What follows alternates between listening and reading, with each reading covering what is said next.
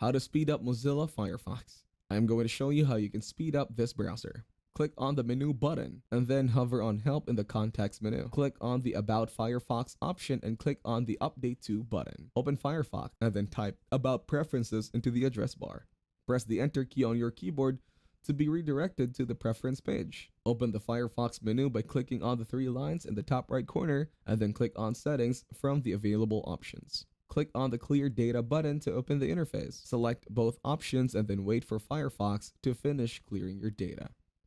In Mozilla Firefox, click on the Menu button and then select any add-ons and themes from the context menu. Switch to the Extensions tab to install or uninstall any extensions you don't want to keep on your device. Click the More Actions button and select Remove from the context menu. Open the Firefox menu by clicking on the three lines in the top right corner and then clicking on Settings from the available options. Uncheck Prevent Accessibility Services from accessing your browser. If it is selected, restart Firefox to finalize the changes and see if the browser is running faster now. Open Firefox and then type About Memory into the address bar. Press the Enter key on your keyboard to be redirected on the Memory Management page. Under the Free Memory section, click on the Minimize Memory Usage button. Navigate to Settings, Privacy and Security.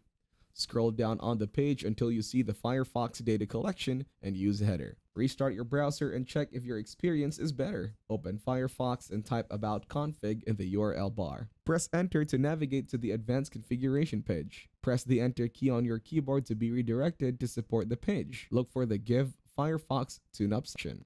Under this, click on the Refresh Firefox button. Click Refresh Firefox again in the pop-up prompt to confirm the process and then wait for the browser to reset to its default state. Afterward, checking it if it is still running slow.